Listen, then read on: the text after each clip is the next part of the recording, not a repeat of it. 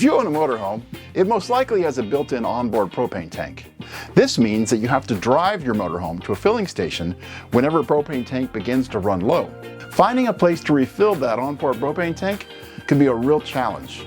Sometimes we just need a temporary solution to hold us over until we can find a good place to refill the propane tank. In this video, I'll show you how I installed a T-connector onto our onboard propane tank so we can easily attach a portable propane tank. This lets us keep our propane-powered appliances working until we're able to get to a propane fill station. Like most Class A and Class C motorhomes, our 2007 Coachman Freelander motorhome has a built-in liquid propane gas tank. While our fridge and water heater can operate on either electricity or propane, they do consume a large amount of electricity and they could really drain our batteries quickly when we're dry camping. Propane is much more efficient than what we use when dry camping. More importantly, our furnace and stovetop only work on propane, so switching to using electricity from our battery bank is not really an option. Even with 1200 watts of solar on the roof and a large 600 amp battery bank, we still have to rely on propane to stay warm during cold weather days. I've used the term dry camp a few times now. If you're not familiar with that term, it means that we are camping in a location that has no electrical, water, or sewer hookups. This could be something like a Harvest Host winery, or a free snow park area in the summer, or even on a college campus for a football tailgate weekend. And most importantly, in some incredible dispersed camping areas. We really like to dry camp as often as we can, and I've had some truly amazing locations to disperse camp over the years. In the summer and warmer months, we can go a month or more on the road without needing to refill our 12-gallon propane tank. But when it gets colder outside, we can burn through our propane in a matter of weeks. This usually means finding a gas station that also has propane service. It's not as easy as you might think.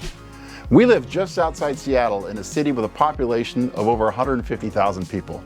So there are plenty of gas stations all over the place. I know of only 4 gas stations that actually have propane pumping services. When we travel, our 32-foot motorhome is also towing our FJ Cruiser. So our overall length is closer to 50 feet. Because we are flat towing our FJ Cruiser, this also means that we're unable to put the motorhome in reverse and back it up. The bottom line is that we need a lot of space to pull into a gas station and get next to a propane refill tank without blocking everyone else that's there to fill up their cars. None of the gas stations in our city have enough room for us to refill our propane tank. It's a little bit easier when we're on the road because we can usually find a truck stop gas station that better accommodate our RV. Even those can be a challenge because oftentimes they need a specially trained employee to pump the propane, and that guy or gal isn't always available. Propane. Very frustrating. It's always such a challenge to get propane. It's like everywhere we go, you're there, oh no, we're out, oh no, we don't have anyone to pump it, or someone will be out there in a half an hour to pump it for you.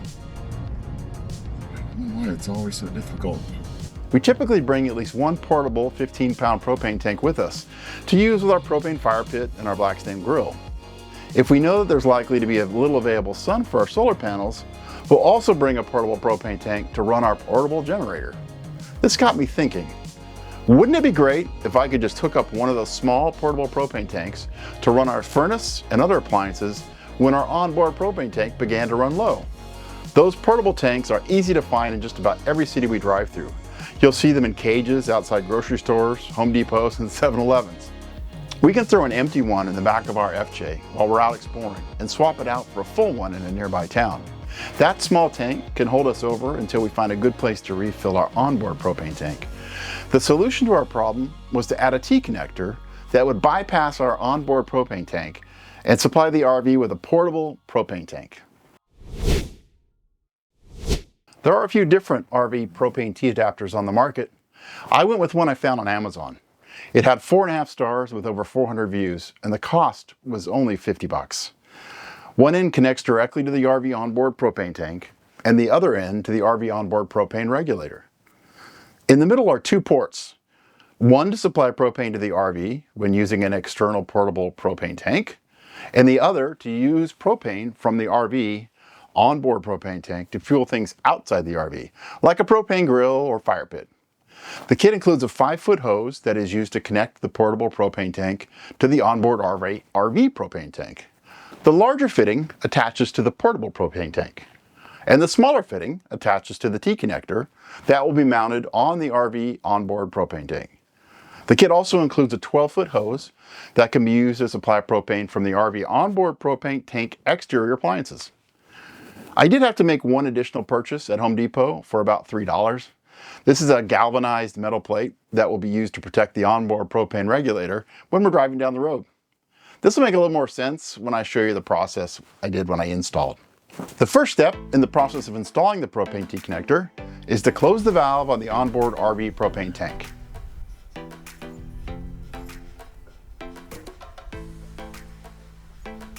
There's a plastic housing that goes over the propane regulator.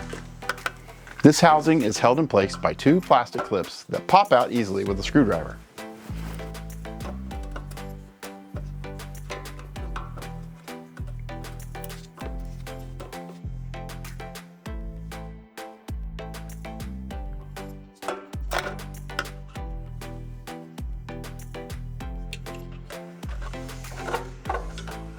The plastic housing on your propane regulator might look a little bit different than mine. I've seen other RVs that have similar housing but with cuts on both of the sides that make it easier to pull the housing completely off of the regulator and hose. Mine wasn't coming off unless I cut it or disconnected the regulator from the propane tank.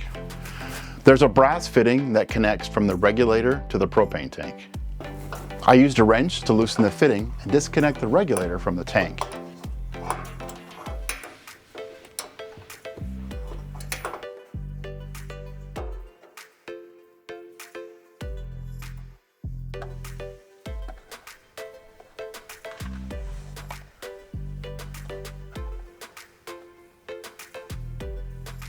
You can see inside the plastic housing is the propane regulator. The plastic housing is mainly to keep the dirt and water from messing up your regulator. The new T-connector will mount in between the tank and the regulator.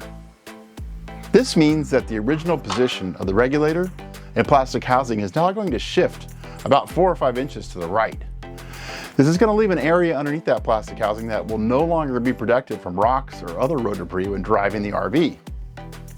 This is where the galvanized metal plate comes in. I needed to extend the existing metal base to protect the pressure regulator. I just put it in place temporarily to make sure it was going to work for the final solution.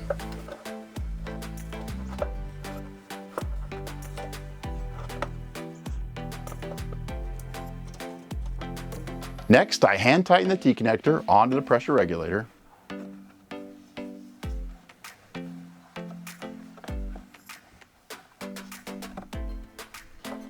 Then I hand tighten the T-connector onto the propane tank. This can be frustrating because it takes some work to make sure you have the threads lined up just right.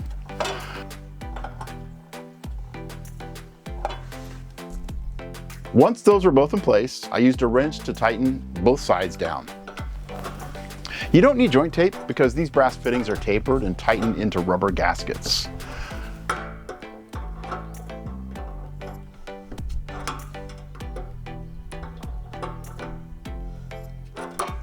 The next step is to make sure I tightened everything up correctly and don't have any leaks. I have a tool that detects gas leaks that I'd highly recommend for all RVers. It's about 20 bucks on Amazon and has really helped me out when I had issues with my interior propane alarm randomly going off inside the RV. I turned the onboard RV propane tank on to check and make sure none of the T-connector fittings were leaking. Next up was to mount the metal plate that will protect the pressure regulator. You can see here where my fingers are at. Half of the regulator housing is completely open underneath now. That's my driveway directly below. You can imagine as we drive down the road that it would be very easy for a rock to get thrown up into the compartment and hit the regulator. I need to drill some holes in the existing metal brace to mount the metal plate extension. I marked where those holes would go in the original plate and on the new metal plate extension.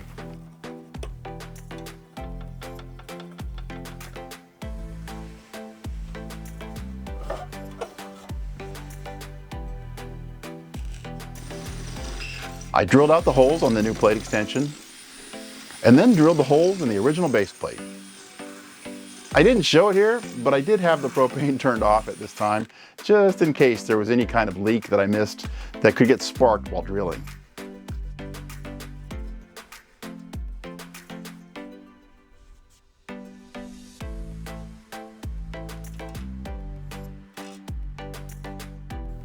I moved the new base plate extension into position and added bolts, washers, and nuts to secure it in place.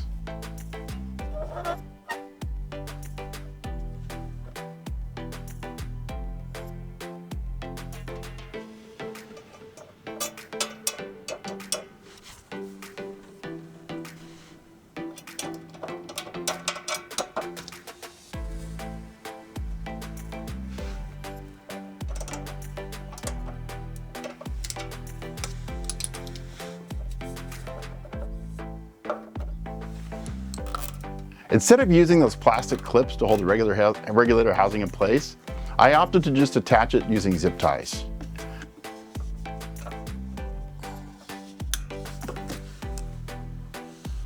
Now it was time to test connecting the external portable propane tank to the RV. I already had the RV onboard propane turned off when I removed the inlet port on the T-connector.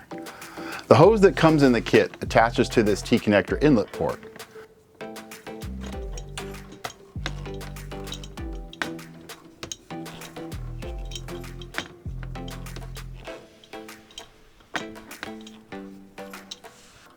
I tightened it down with a wrench, being careful not to over tighten. This is a standard 15-pound portable propane tank that you can find at grocery stores, Home Depot, 7-Elevens, and a ton of other places. The hose that comes in the kit connects directly into the portable propane tank and is hand tightened onto the valve. I turned the portable propane tank valve on and tested for any leaks. Just to sanity check and make sure that my gas detector tool was working, I also used the old method of squirting soapy water on the valve to see if any bubbles were forming. The tank valve connection looked good, but the valve on the T-connector set the alarm off.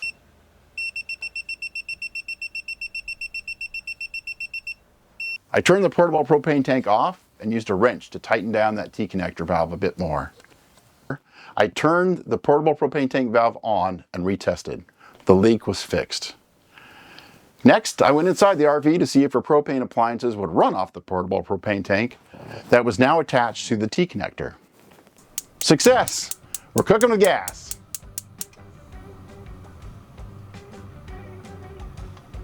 One thing I wanted to make sure of is that I had mounted the T-connector in a way that allowed me to connect the portable propane tank without having to keep the onboard propane tank storage door open. When it's windy out, we don't want to hear that door banging around. So we need to make sure the hose isn't in the way of the door closing. I have the T-connector mounted so that it is aimed slightly down, making it easier for the hose to go out the bottom of the RV.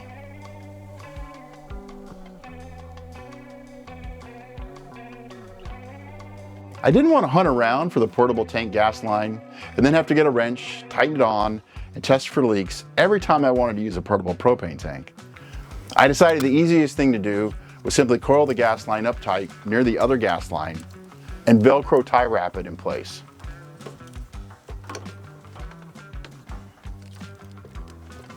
Now I can easily just remove the two Velcro wraps and attach the external propane tank when needed.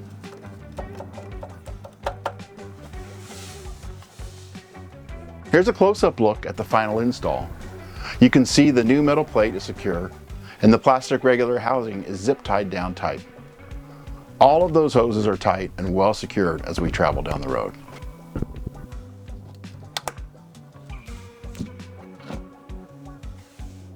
It's a pretty easy project that can be tackled in a few hours. If you're not comfortable working with propane connections, I'd recommend getting a certified RV technician to do the work for you. The hardest part was really extending the protective area underneath the propane regulator to prevent any damage from rocks and other road debris. Now we have the peace of mind of knowing that we aren't ever going to run out of propane in the middle of nowhere and be without heat or even our fridge shut down on us. I've left a list of parts used in the project down in the description below. Please leave any comments if this video helped you out or if you have any other feedback.